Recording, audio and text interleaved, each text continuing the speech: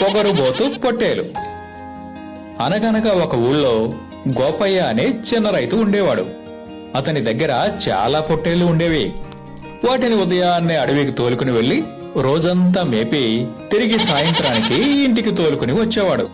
వాటన్నింటికీ సరిపడినంత మేత వేసి యజమాని చాలా బాగా చూసుకునేవాడు.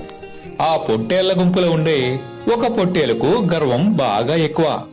ఎందుకంటే దానిని చిన్నప్పటి నుండి గోపయ్య ఎంతో ప్రేమగా పెంచాడు. దాంతో తాను మిగతా పొట్టేళ్ల కంటే చాలా గొప్పదాన్నని అది ఎప్పుడూ విర్రవీగేది. ఆ వీధిలో ఎవరు వెళుతున్నా ఇట్టే కోపగించుకుని తన వాడి అయిన కొమ్ములతో వారిని తరిమి తరిమి కుమ్మేది. దాన్ని అందరూ పొగరబోతు పొట్టేలు అనేవారు. ఆ పొగరబోతు పొట్టేలు గురించి గోపయ్యకు ఫిర్యాదు చేసేవారు. పొట్టేలు యజమానికి అదొక తలనొప్పిగా తయారైంది.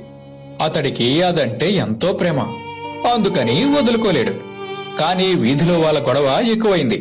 అందరితో చర్చించి చివరకు ఒక ఆలోచన చేశాడు. ఆ పొట్టేలు మెడలో గంట కడతాను. అది వస్తుంటే గంట చప్పుడు అవుతుంది కదా, ఎవరైనా సరే దానికి దొరకకుండా పారిపోవచ్చు అన్నాడు. అందుకు అందరూ సరేననడంతో పొగరుబోతు పొట్టేలు మెడలో గంట కట్టాడు గోపయ్య. గంట కట్టడంతో జనం హమ్మయ్య అని ఊపిరి పీల్చుకున్నారు. అది వస్తుంటే గంట శబ్దం వినిపించేది. దాంతో ఎవరి జాగ్రత్తలో వాళ్ళు ఉండేవాళ్లు. పొట్టేలుకు మాత్రం గంట కట్టాక గర్వం బాగా పెరిగిపోయింది.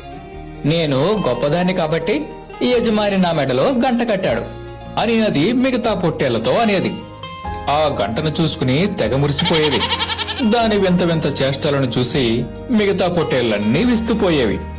ఓ రోజు పొగరబోతు పొట్టేలుకు బుద్ధి చెప్పాలని వయసులో పెద్దదైన పొట్టేలు ఒకటి, ఈ గంట నీకు అలంకారం అనుకుని గర్వపడుతున్నావు. నువ్వు అహంకారంతో వీధిలో వచ్చేపోయే వారిని కొమ్ములతో కుమ్ముతున్నావని అందరూ జాగ్రత్తగా ఉండడానికే ఈ గంట కట్టారు.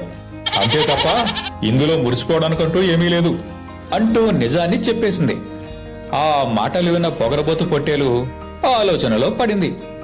మొదటి నుంచి అన్ని విషయాలు గుర్తు చేసుకుంది. తనతో పెద్ద పొట్టేలు చెప్పిన మాటలు నిజమని తెలుసుకుంది. వెంటనే బుద్ధి తెచ్చుకుంది. ఆ రోజు నుండి అది వీధిలోని ఎవరి జోలికి పోలేదు. అంతేకాకుండా మిగిలిన పొట్టేళ్లతో స్నేహంగా ఉంటూ యజమాని దగ్గర మంచి పేరు తెచ్చుకుంది.